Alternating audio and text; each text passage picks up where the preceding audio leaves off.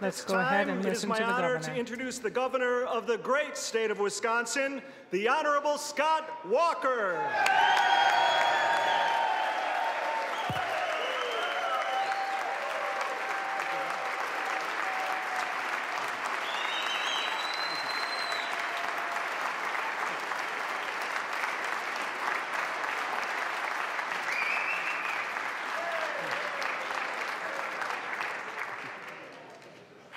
Speaker Voss, Speaker Pro Tem August, President Ross, Majority Leader Fitzgerald, Minority Leader Schilling, Minority Leader Hins, Supreme Court Justices, constitutional officers, tribal leaders, members of the Cabinet, members of the legislature, distinguished guests, and most importantly, fellow citizens of Wisconsin.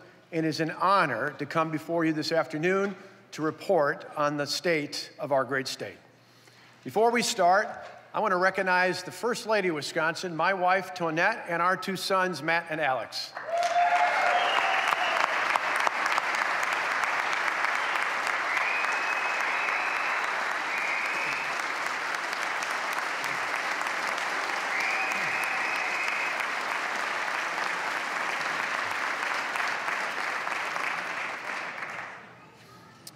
Last year, as you might remember, Tonette joined me at this podium to talk about her groundbreaking work called Fostering Futures. She and her team continue their efforts with tribal councils, county governments, nonprofits, colleges and universities, and employers from across Wisconsin. Our state agencies have been trained on how to incorporate trauma-informed care into their daily routines. She brought together a group of first spouses and staff to Wisconsin to talk about this important work, and she went to Washington to get the federal government more involved in this area. Tonette, I want to thank you for your leadership that will change the lives of children, adults, and families all over Wisconsin.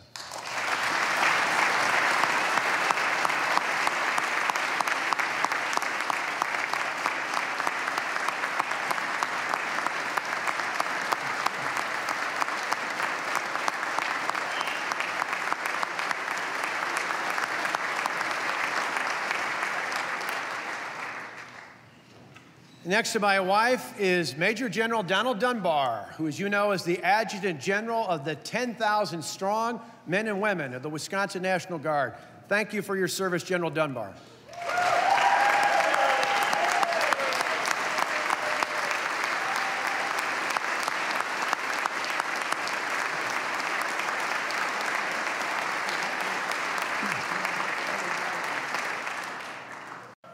And next to him, this is a great treat this year, next to him is Major General Mark Anderson. It was my privilege to administer the oath earlier this month to our second two-star general. What an honor for Wisconsin. Congratulations, General Anderson.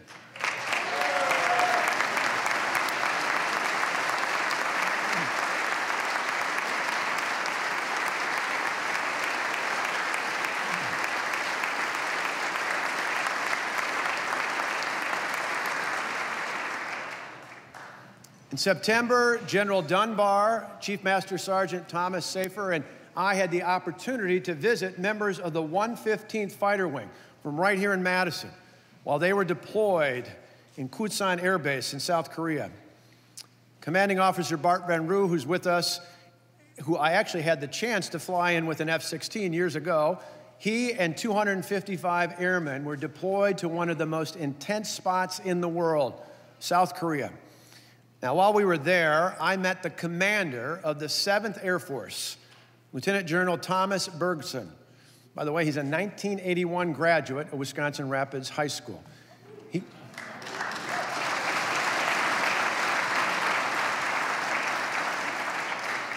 He told me of the incredible skill of our airmen and women.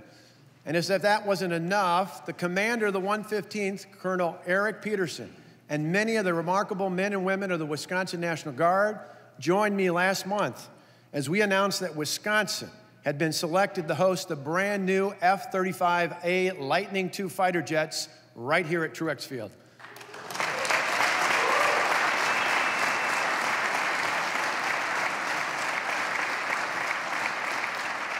Out of all the states in America, we had the #1 location. I'm looking forward to hearing the F-35s take off, because you know what? That's the sound of freedom. Congratulations to these outstanding men and women, many of whom are with us here today.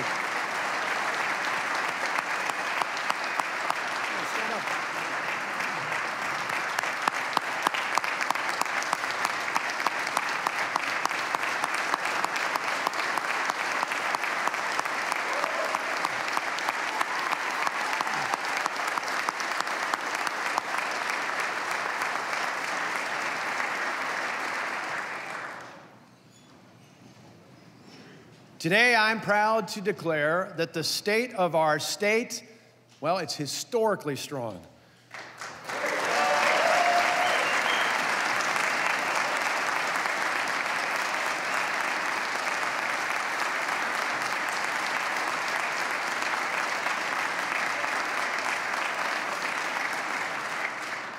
In Wisconsin, employment is at historic highs, and unemployment is at historic lows.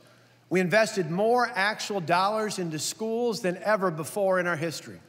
The state property tax is gone.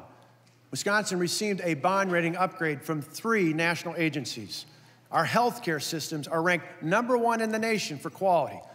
And we announced the largest economic development project in state history. It has been an amazing year, a historic year.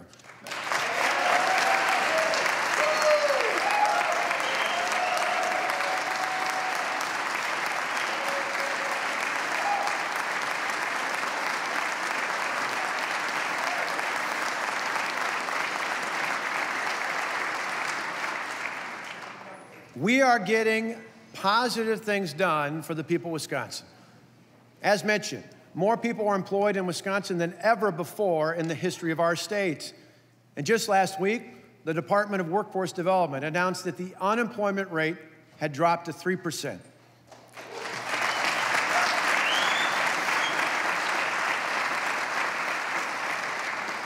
The only other time it was that low was in May, June, and July of 1999 when Tommy Thompson was our governor. You know, things were pretty good back then, they're pretty good now, and they're only going to get better.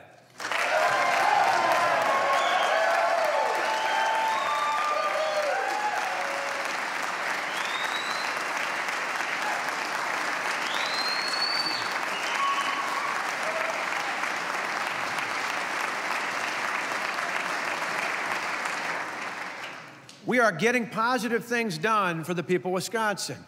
Students in our schools have some of the highest ACT scores and some of the best graduation rates in the country. And we just invested more actual dollars into K-12 education than ever before.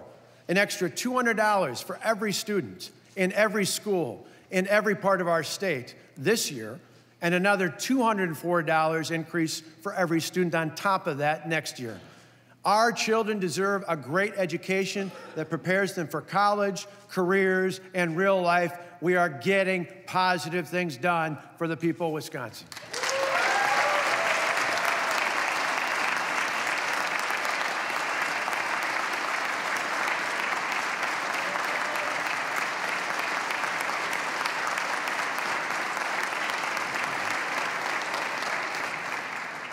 To make college more affordable for students and working families, we froze University of Wisconsin tuition for all undergraduates from our state for 6 years in a row.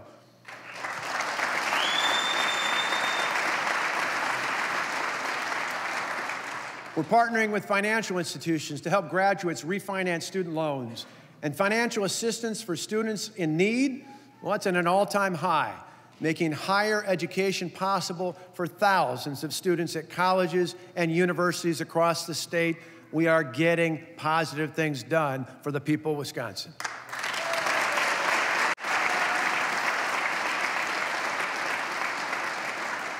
We were able to make record investments in education while still continuing to reduce the burden on hardworking taxpayers.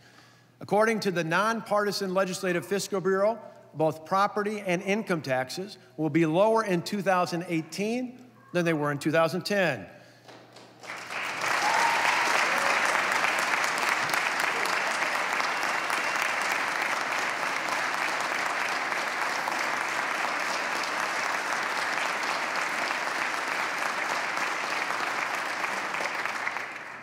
And we eliminated, that's right, we eliminated the state property tax. That's right, 100% of the property taxpayers in our state saw a 100% reduction in their state property tax bills. We are getting positive things done for the people of Wisconsin.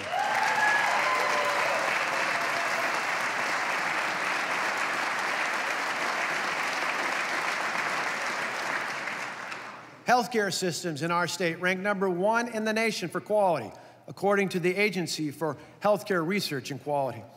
Plus,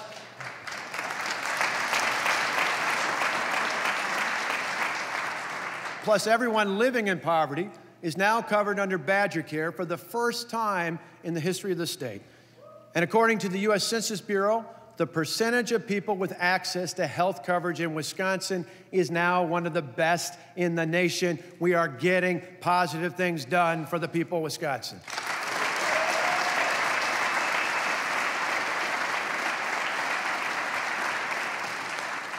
Wisconsin is #1 in cheese, cranberries, and ginseng.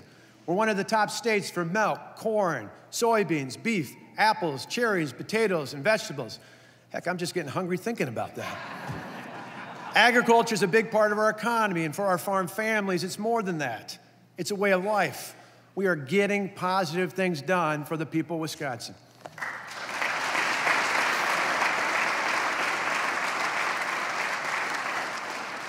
No state in the nation provides more benefits for veterans than Wisconsin. We offer 23 benefits for our veterans, while the next closest state offers 21. Our veterans can attend college tuition-free, and we expanded eligibility, so more of our veteran spouses and families can too. And U.S. News and World Report reports our veterans' homes are among the best in the country. We are getting positive things done for the people of Wisconsin.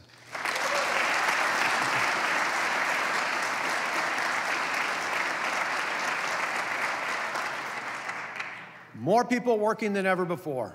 Unemployment is at historic low. Record investments in our kids' education. More help for our colleges and universities. Lower taxes, quality health care, growing agriculture and industry, taking care of our veterans. Yeah, we're getting things done. We are getting positive things done for the people of Wisconsin.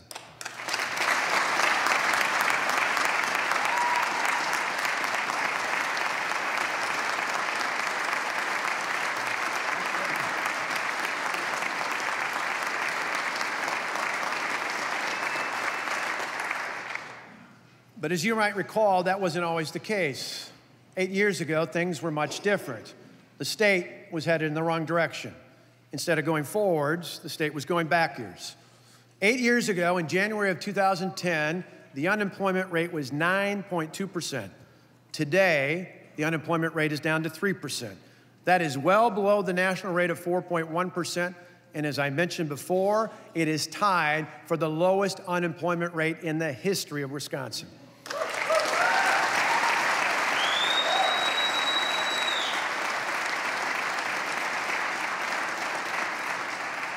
In fact, more people are working in Wisconsin than ever before. People like Brooke and Cliff from Magnesian Healthcare in Fond du Lac, and Sarah from iButtonLink Technology in Whitewater. Brooke, Cliff, and Sarah all became employed through our Wisconsin Fast Forward Work and Training Program during the past year.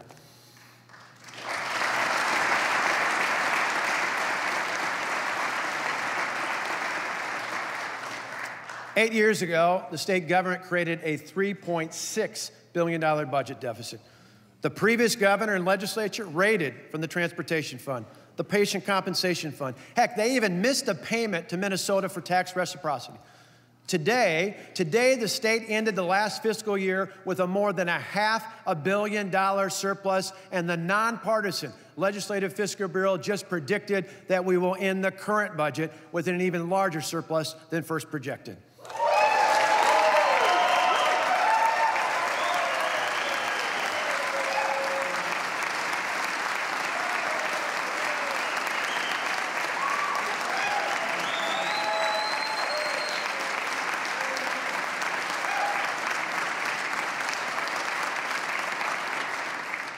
Our pension is fully funded, and the rainy day fund is 168 times bigger than when we took office. Wisconsin's long-term outstanding debt is one of the lowest, meaning one of the best in the nation. We're paying off our obligations faster than we take on debt. And 3 national agencies upgraded our bond rating this past year. For Moody's, that was the first time since 1973. For Fitch and Kroll, it's the first time ever. That's historic. This is yet more proof that our financial management is working.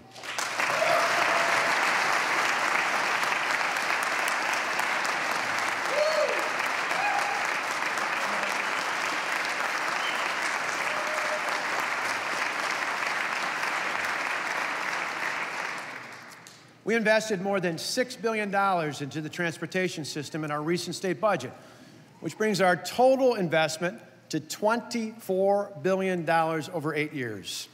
That's $3 billion more than what former Governor Jim Doyle spent on transportation over the same period of time. You heard that right. We invested $3 billion more into transportation than Jim Doyle did during the same amount of time. In our budget, the increases we gave to local governments to fix roads, to repair bridges, and to fill potholes are some of the largest in 20 years. We also put large amounts into state highway rehab. And thanks to the diligent work of Secretary Dave Ross and his team, who found savings, we are able to move up projects like Interstate 3990 and Wisconsin 441 while still keeping major projects like Verona Road on time.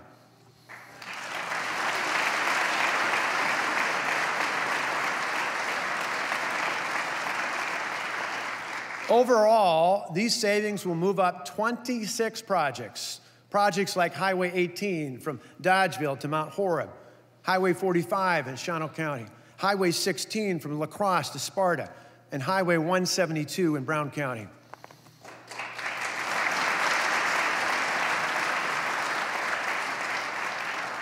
Eight years ago, according to the nonpartisan Legislative Fiscal Bureau, the previous governor and legislature actually cut, that's right, cut funding for schools and local governments. I remember it well because I was a county official at the time, and the state did not give us the tools to deal with the reduction in state aid. Many local leaders either had to lay off workers or cut services. Today, we made the largest investment of actual dollars into K-12 education in history, an increase of $200 for every student in every school in every part of the state this year, and another $204 increase on top of that next year. Plus, we gave schools extra resources to cover transportation costs, to add mental health services, and to put new technology in the classroom.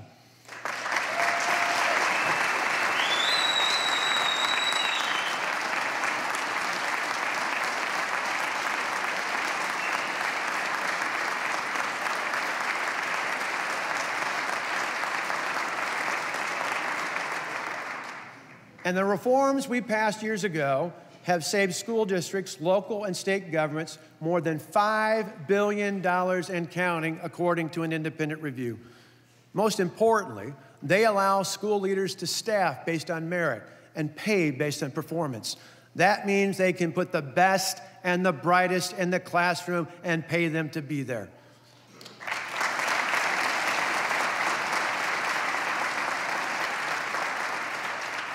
You see, putting more money into schools is good, but making sure it goes into improving the quality of education for students in classrooms, well, that's priceless. I'm proud to say that that is what we're doing right here in Wisconsin.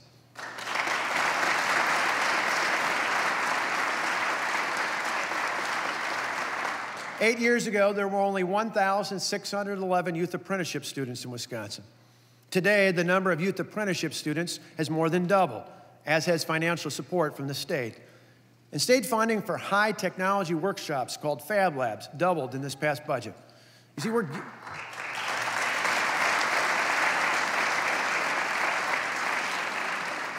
we are giving our students a head start on outstanding careers.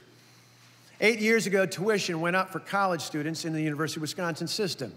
In fact, during the decade before our freeze, UW tuition went up a whopping 118%. Today we froze tuition for all undergraduates from Wisconsin for 6 years in a row. We did that to make college more affordable for students and working families. Now, the nonpartisan Legislative Fiscal Bureau estimates the average student saved more than $6,300 over 4 years thanks to the freeze. That is real money.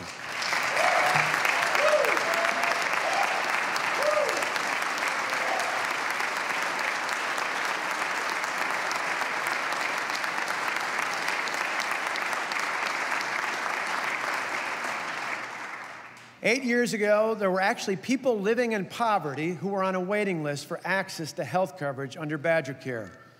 Today, for the first time in the history of the state, everyone living in poverty is covered under Badger Care. Because of our unique Wisconsin-based solution, we had, according to the Kaiser Family Foundation, no gap in coverage. And we rank as one of the top states in the nation for access to health care coverage, according to the U.S. Census Bureau.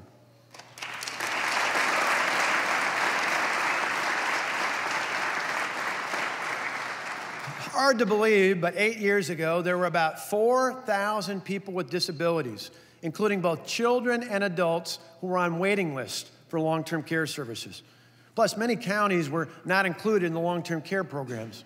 This year, we are expanding family care and IRIS to every part of the state to provide long-term care options for senior citizens and for people with disabilities, to allow them to live as independently as possible.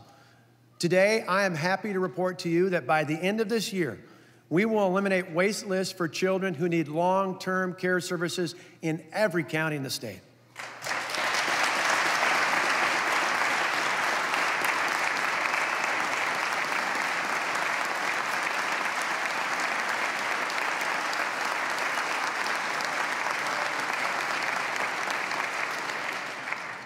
Ending wait lists for long-term care services means children like 14-year-old Malik of Kenosha finally gets the support that they need.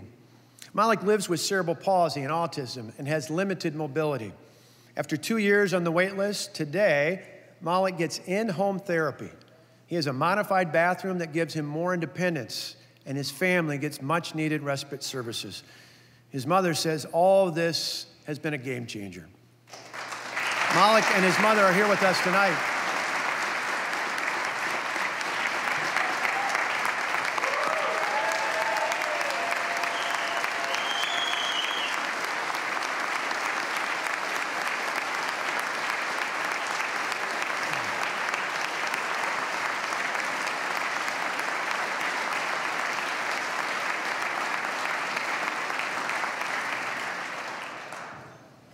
Access to long-term care services also means freedom for people like Mick and Helen in Green Bay. At 91 years young, Mick fell and broke his leg, but he was able to return home to his wife of 70 years thanks to the services and equipment he receives under family care. Helen, his wife, calls the woman who comes to their apartment to help with their daily task her visiting angel.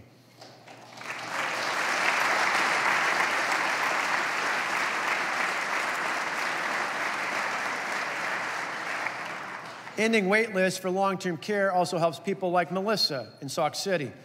Melissa was born with a disorder that affected her cognitive development. And after high school, she landed her dream job at Spa Kalahari. But she doesn't drive, and transportation was an issue. Through her long-term care services in the IRIS program, Melissa gets help with transportation and other home care services, which has helped improve her life. You're around here somewhere tonight. There you are.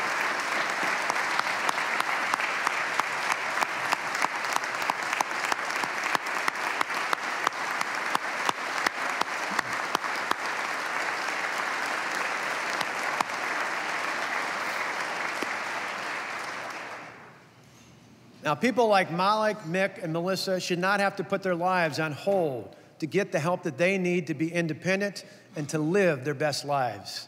These are success stories, and I am glad that these services will be available all over the state.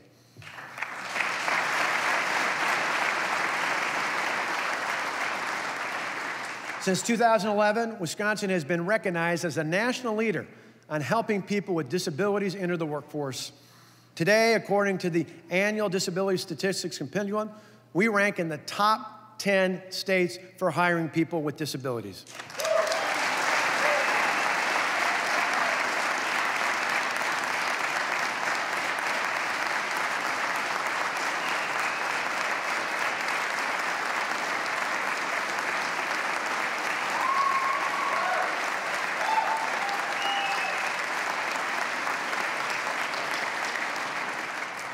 That's good news for people like Marcus.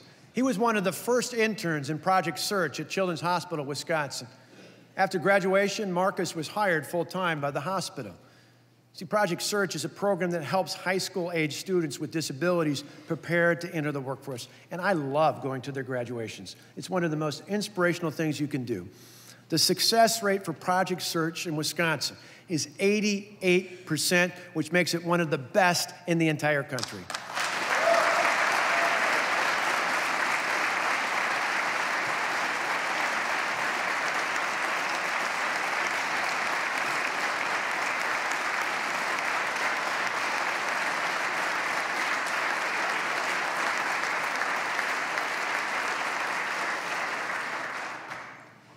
8 years ago, there was just one program site for Project Search in this state. When school starts in the fall, there will be 27 sites across the state of Wisconsin.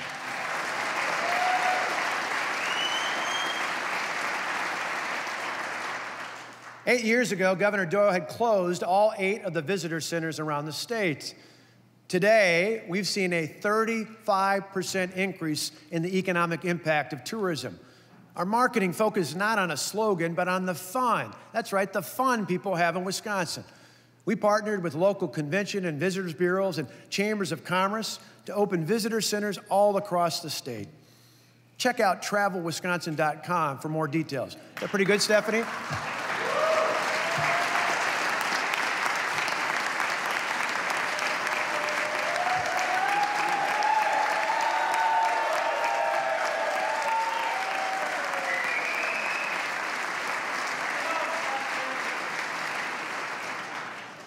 She'd like it even more if I repeated it. Travelwisconsin.com.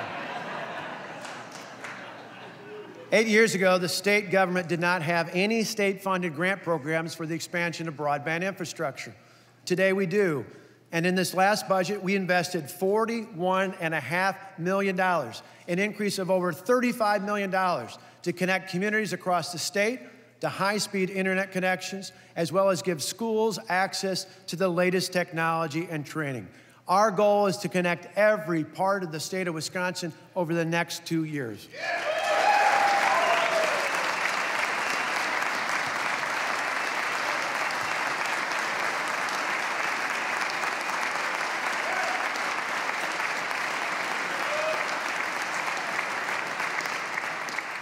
In 2007, the economic impact of agriculture was estimated at $59.2 billion by UW Extension. Today, a report by that same UW Extension estimates that agriculture has an $88 billion impact on the Wisconsin economy.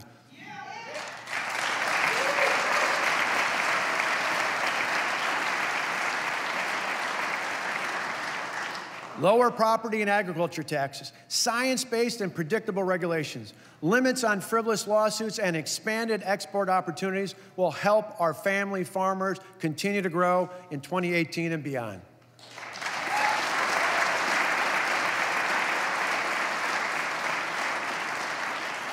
Eight years ago, taxes were going up.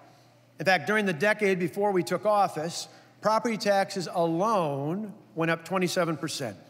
I remember it back then. People were telling me about how they felt that they were being taxed out of their homes. Today, both property and income taxes are actually lower than they were in 2010. Property taxes on a median value of home are estimated to be more than $100 lower in 2018 than they were 8 years before. And think about this. If the previous trend had continued from before I took office, the estimated property tax bills on a typical home in Wisconsin would be $612 higher than they were this year.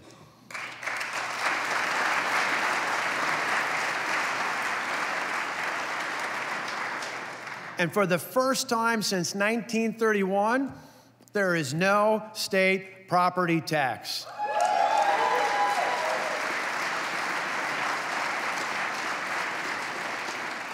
In fact, property taxes as a percentage of personal income are now the lowest that they have been since the end of World War II. Plus, we cut income taxes. So get this, a typical family will have saved $1,400 since 2010. The overall state and local tax burden in Wisconsin, once one of the highest in the country, is now below the national average.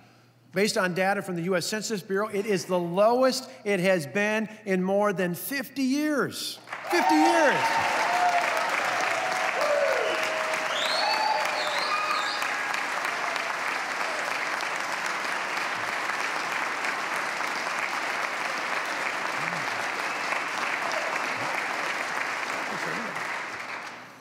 Through the end of this budget, the cumulative impact of our savings to the hard-working taxpayers of Wisconsin will exceed $8 billion. That's right, $8 billion.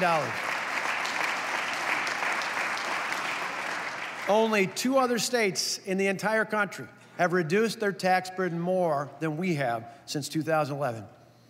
8 years ago, according to Chief Executive Magazine, Wisconsin ranked 41st for business. Sadly, the state was consistently in the bottom 10 for places to do business in. Today, for the first time in the history of the survey, Wisconsin ranks in the top 10 states for business.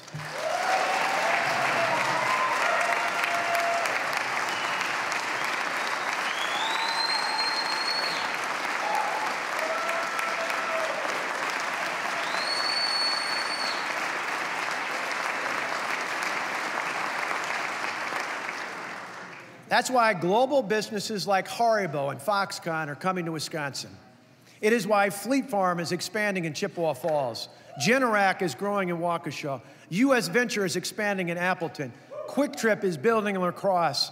Great Lakes Cheese Company is adding jobs in Wausau. Ameriquip is growing in Kiel. iMark Molding is adding jobs in Woodville. And Oshkosh Corporation is expanding, well, of course, in Oshkosh. You like that, right?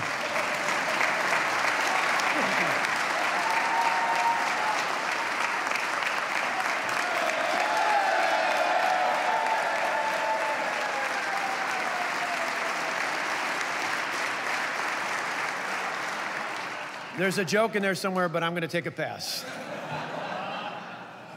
Thanks to the many employees from these companies who are here with us tonight.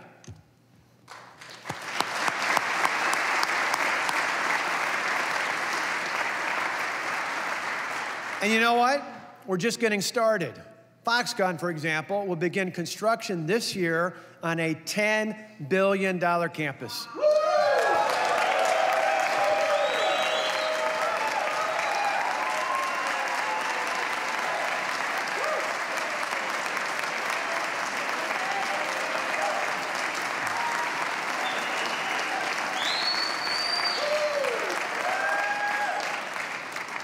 This will require some 10,000 construction workers from all over the state. Earth movers from Hoffman Construction out of Black River Falls are already starting work on the infrastructure for this major project. Families, workers, and companies from across the state will benefit from one of the largest economic development projects in the history of America.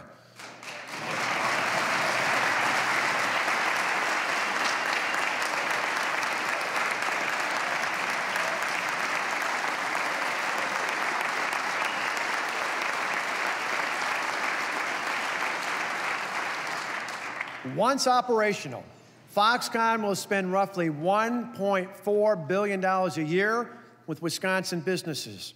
Now, to put that in perspective, Oshkosh Corporation, one of our great Wisconsin employers, a company that just won the coolest thing made in Wisconsin contest, they spend about $300 million each year with Wisconsin-based companies. Foxconn will spend more than 4 times as much. That's a big deal.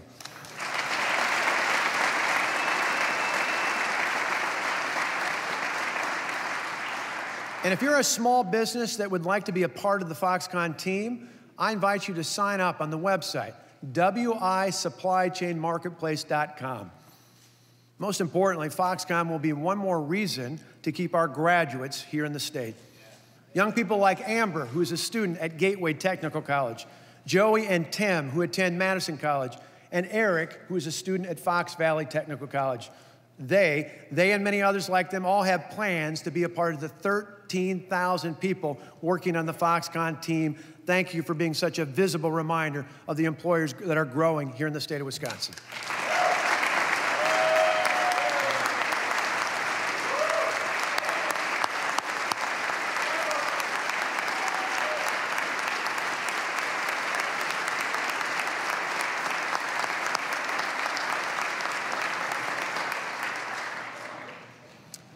8 years ago, things were not very good in our state.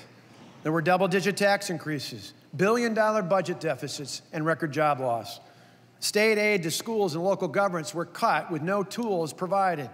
UW tuition was continuing to go up faster than inflation. And Wisconsin consistently ranked in the bottom 10 states for businesses. We don't want to go back to those days. That would be a giant step backwards. Thankfully, many of us in this chamber today had the courage to make some tough decisions. The results from those tough decisions helped turn our state around. These results now allow us to invest record amounts into our schools and to other priorities while still making Wisconsin more affordable for the hard-working taxpayers of this state. Now we need to keep moving Wisconsin forward.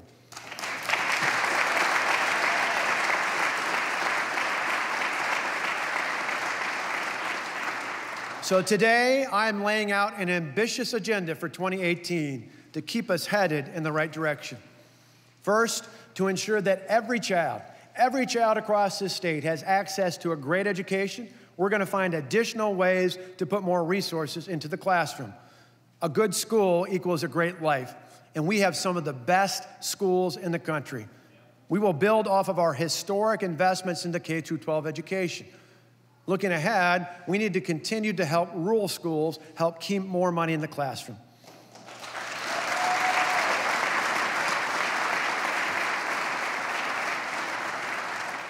Now, many of these schools have unique needs related to transportation and to the size of the district. I want to ensure educational excellence everywhere. With that in mind, we have a plan that will increase sparsity aid and a plan to help out low-revenue school districts.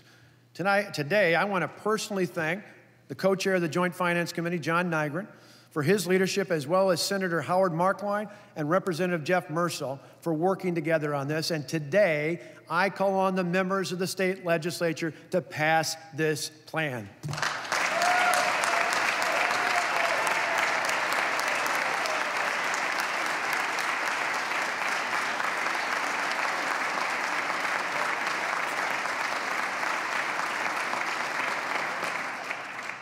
Second, we need to grow the number of opportunities for our young people to pursue great careers right here in our state. Together, we developed a plan with the Wisconsin Technical College system, the University of Wisconsin system, and with private colleges and universities across Wisconsin. With all the new jobs being created in our state, we must have enough graduates with the skills to fill these careers. Today, I propose that we use the $20 million designated in Act 58 to establish a new Wisconsin Career Creator program on campuses all over the state. Now, you remember years ago, we had brain drain, and that was really a problem. Now, with all the exciting new jobs and developments, there are many, many more reasons to keep our graduates right here in Wisconsin. Now, that's what I call brain gain.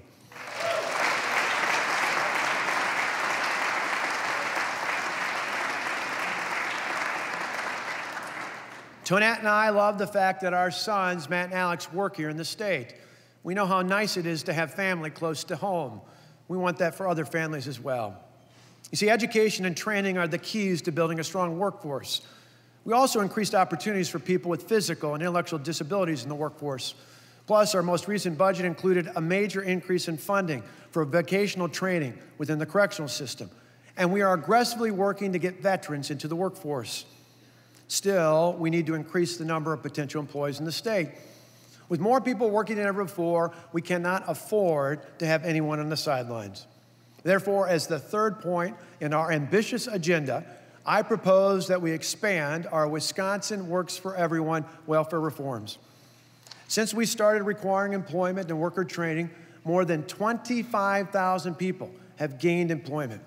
People like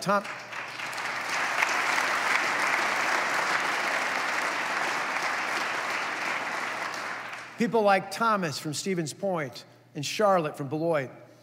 Thomas had been working a series of seasonal jobs. With our training program, he now has a permanent job with MedExcel at St. Michael's and Stevens Point. And the great part is he says it's his dream job. Charlotte had health issues that forced her out of a job. Through our program, she got the help she needed and was hired almost immediately to work in registration at Beloit Health System. These are just a few of the success stories of the more than 25,000 people who are in the workforce because of our work to transition more people from government dependence to independence, true independence through the dignity of work.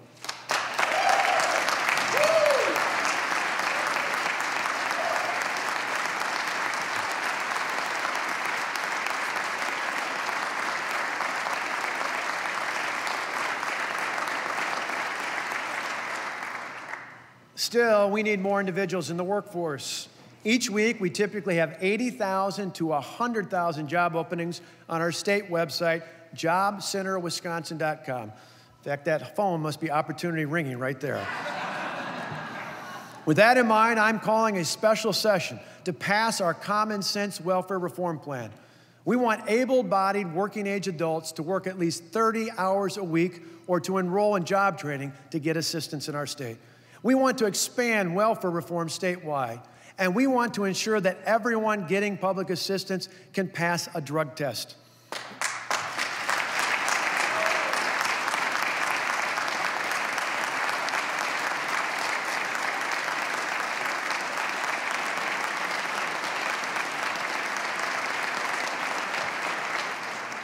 Now, here's the important part.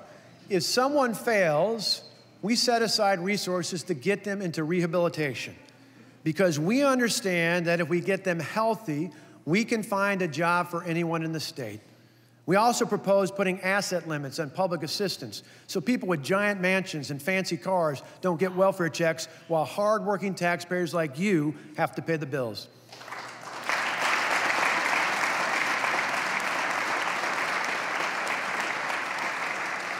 While many are upset with the inability to get things done in Washington, we are getting positive things done for the people of Wisconsin.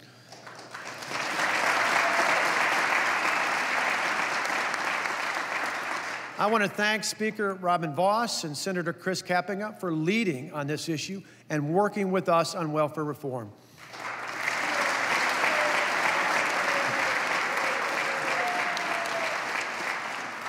Now, some, maybe even in this Capitol, will complain that our reforms are about making it harder to get government assistance. The truth is, our reforms are about making it easier to get a job.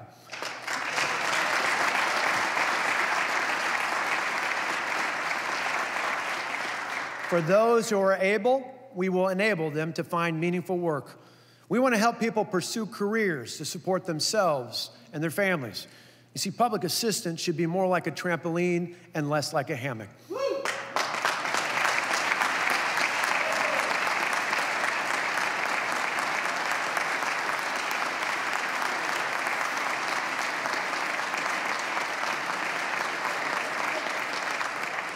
Just like Tommy Thompson did in the 1990s, when unemployment was low and times were good, we are moving people from welfare into the workforce.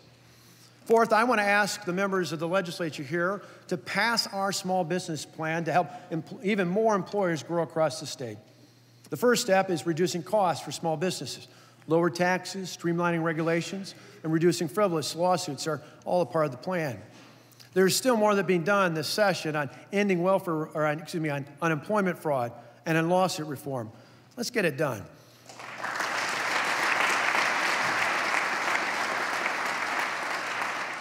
The next step for small business is preparing the workforce.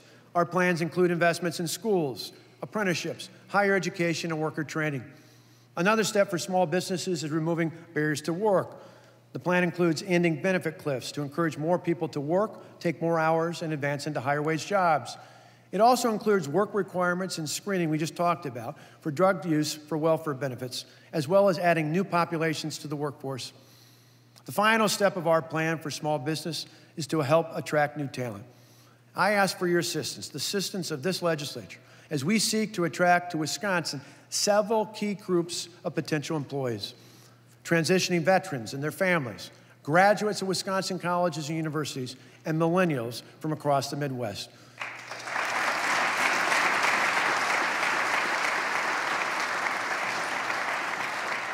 For more details on our small business plan, please visit our website, walker.wi.gov. We are committed to helping small businesses grow in every part of Wisconsin. We recently made a major announcement in terms of investments into our ethnic chambers of commerce to help grow minority-owned businesses, small businesses in particular in the state. We continue to partner with local chambers, with county economic development entities, and with regional economic development organizations to grow small businesses. And to ensure that there are more small businesses that succeed in the rural parts of our state, I propose today that we create a Rural Economic Development Fund of $50 million per year.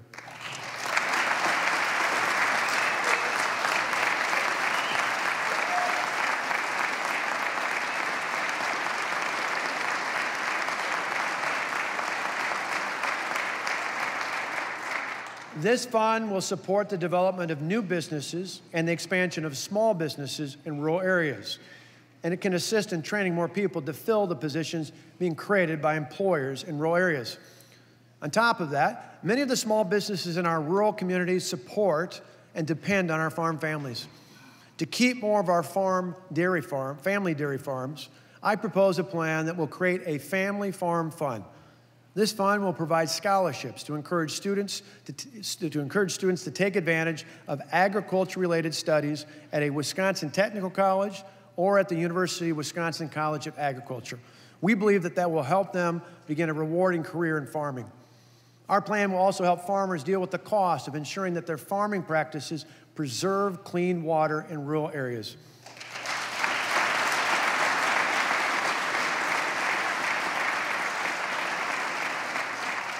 We also recognize that farmers are facing challenges with low commodity prices.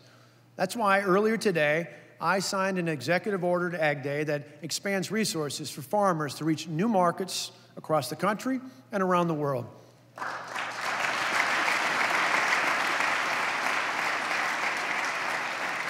We also need to do more to connect people and businesses in rural areas to high-speed internet connections.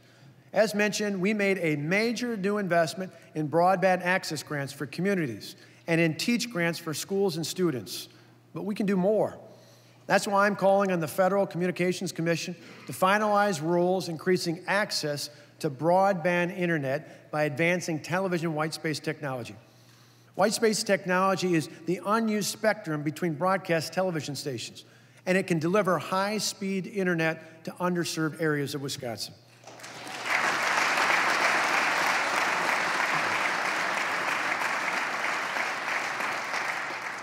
Each of these items will help grow small businesses here in Wisconsin. Therefore, I ask for the members of this legislature to act on these items that require legislative approval before the end of the session.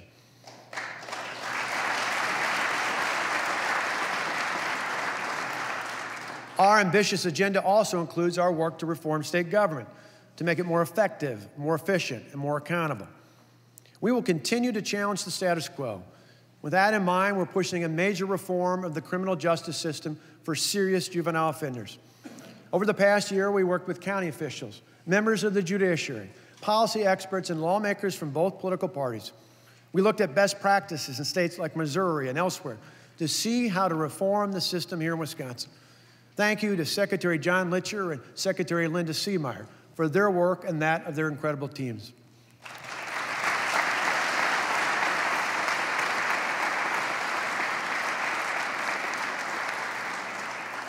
Instead of one or two large facilities, which has been the model in Wisconsin for decades, our reform plan will create 6 smaller facilities spread throughout the state.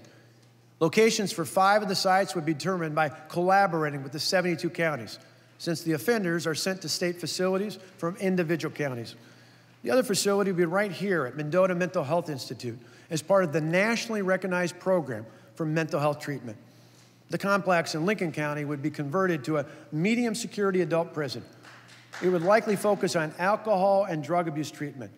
The additional space would also help limit the amount of money the Department of Corrections has to pay for contract beds outside of the system.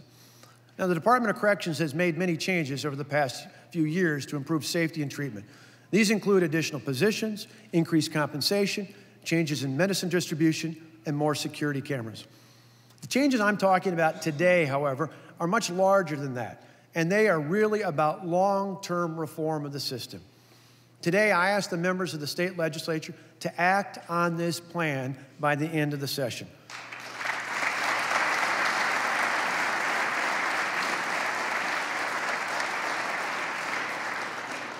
I particularly want to thank Representative Evan Goyke for his work on these reforms.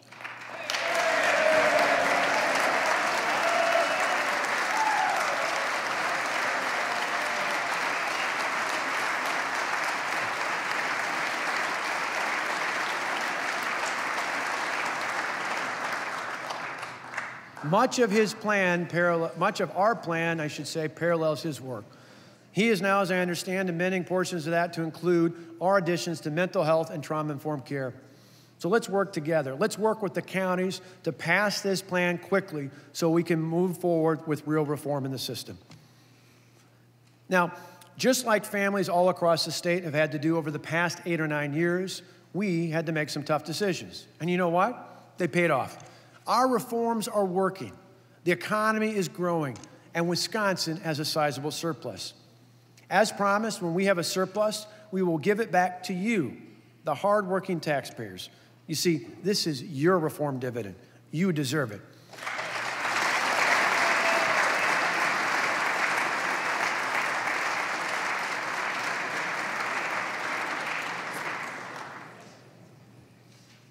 First I had a phone, now I have kids. How do I get to compete with all that, right? Come on up, guys. So today, I propose that we create a child tax credit here in the state of Wisconsin.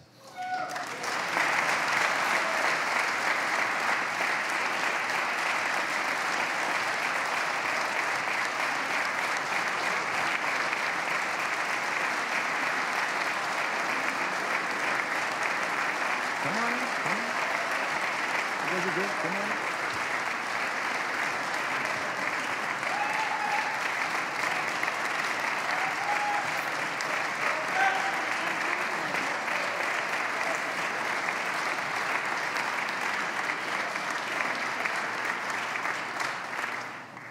So we're going to create a new Wisconsin child tax credit.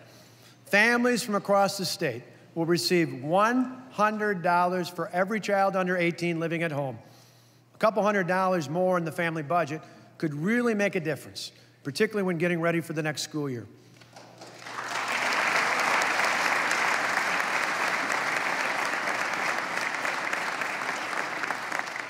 It could be a new pair of shoes, a winter coat, activity fees at school, or maybe a copay at the doctor or the dentist office.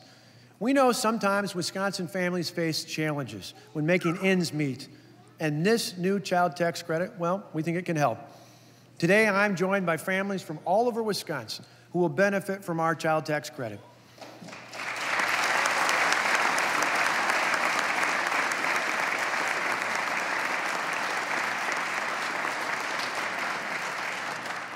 So today, I ask you, the members of the state legislature, to pass our plan so that by the time these kids and all the others like them across the state begin school this fall, their parents will receive a check in the mailbox.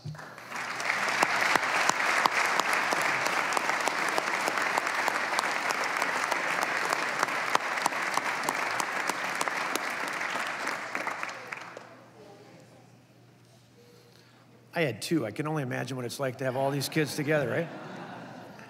The final part of our ambitious agenda for 2018 is providing stability in healthcare. Our citizens are crying out for a stable healthcare system. And you know what? Washington has failed to act, so it is time for us to lead in Wisconsin.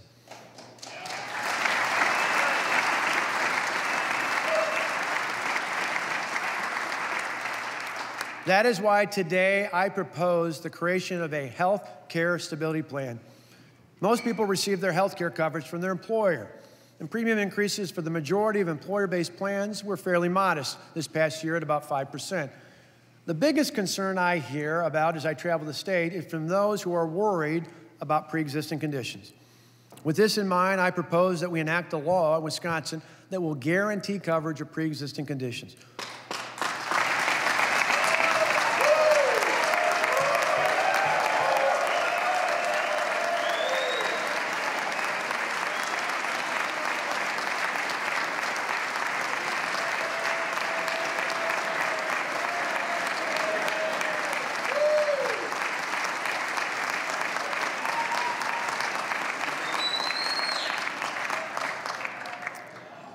Now, this part is serious.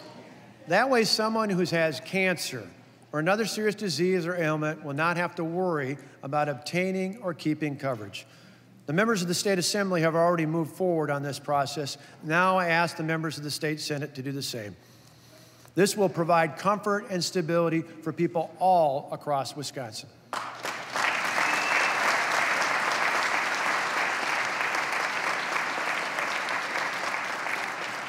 For our senior citizens, people like my parents who are watching at home, hi, Mom, most receive their health care coverage through Medicare.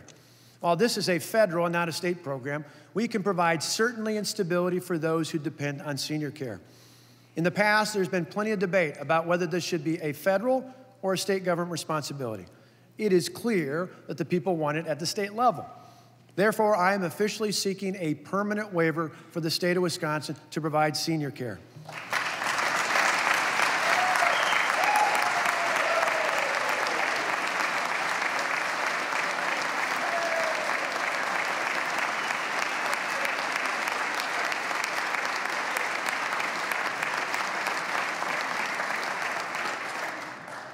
Since it was first approved in 2002, the state has asked for an extension of senior care 4 times. It is time to make this a permanent and stable program.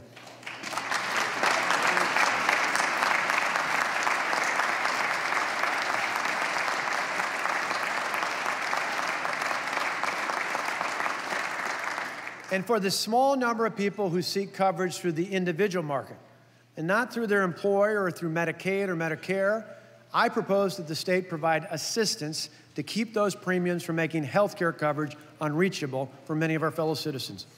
Under Obamacare, the so-called Affordable Care Act, premiums for people in the individual market are going up an average of 36% this year. Some are seeing much larger premium increases. For example, Christine from Brown County saw her premiums go up, but get this, almost $2,000 a month. A month. That's about a 120% increase. That is unsustainable and unacceptable. Thankfully, our health care stability plan will help keep premiums at a reasonable level here in Wisconsin. This is a market-driven approach to bring stability to health care in Wisconsin.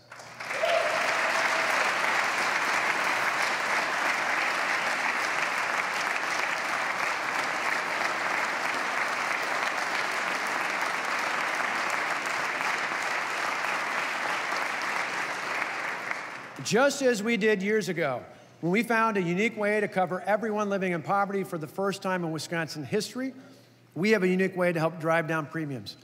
And you know what? This is not a Republican or a Democrat issue. It is a Wisconsin issue. We listened to the people and created a Wisconsin solution. As Minnesota Governor Mark Dayton said in the past, the Affordable Care Act is no longer affordable.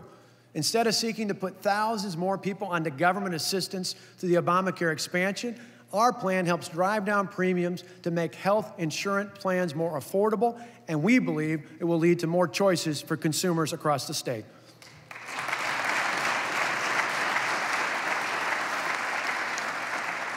Our health care stability plan is the Wisconsin way to provide stability and peace of mind for our citizens. Along with coverage of general health care needs, we must continue to find new ways to fight the opioid and illegal drug addiction crisis in this state.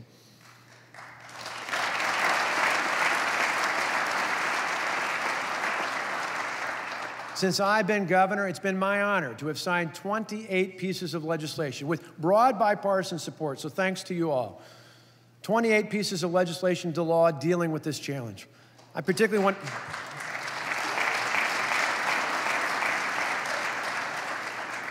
Thanks again to Representative Nygren for putting together such a broad-based coalition to fight this epidemic and for joining with our outstanding Lieutenant Governor Rebecca Kleefisch as the co-chair of our commission.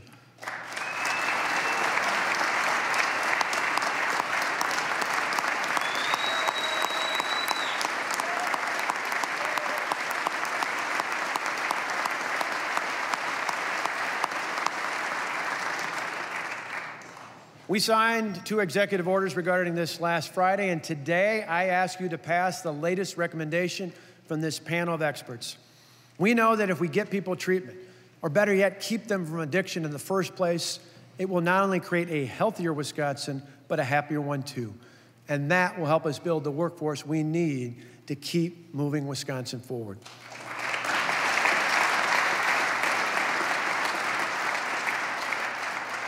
Sadly, as so many of us know, this is one of those issues that knows no boundaries. Rich or poor, big city or small town, Republican or Democrat. These are the issues that people want us to work together on. Issues like pushing for more ways to help our schools improve student success, growing the number of opportunities for our young people to pursue great careers that will keep them here in our state, expanding our Wisconsin Works for Everyone welfare reforms, helping small businesses grow across the state, continuing to reform our government, creating a new child tax credit to help working families, and providing stability in health care. These issues are the 7 common sense principles of our ambitious agenda for 2018. You see, we're getting positive things done for the people of Wisconsin, but there is still more work to be done. So today, I ask you, the members of the Wisconsin State Legislature, to move forward on these important issues. As I said before, these are not Republican or Democrat issues. These are just Wisconsin issues. Plus, I know that we can work together.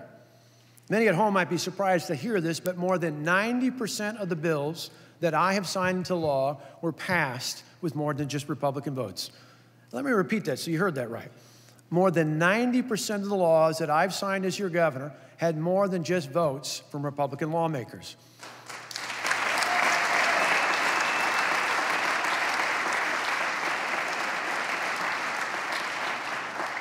I say that because I know we can work together to get things done, because we've done it in the past, and you can do it again this year. And I ask you, the people of Wisconsin watching us at home, on TV, or on the internet, or wherever you're looking at it, I ask you to talk to your lawmakers and ask for rapid action on this ambitious agenda for 2018. I'm confident that you will, because I've seen you do positive things all over the state. See, one of my great joys as your governor is traveling the state of Wisconsin and visiting with so many wonderful citizens. I love to see the people of Wisconsin. Through our visits, I see how proud you are. I see how proud you are of your families, of your homes, of your work. I see how proud you are of your small businesses and farms. I see how proud you are of your schools and your churches and places of worship. I see how proud you are of your communities, and as I travel the state, I see how proud you are of our state. We are Wisconsin proud.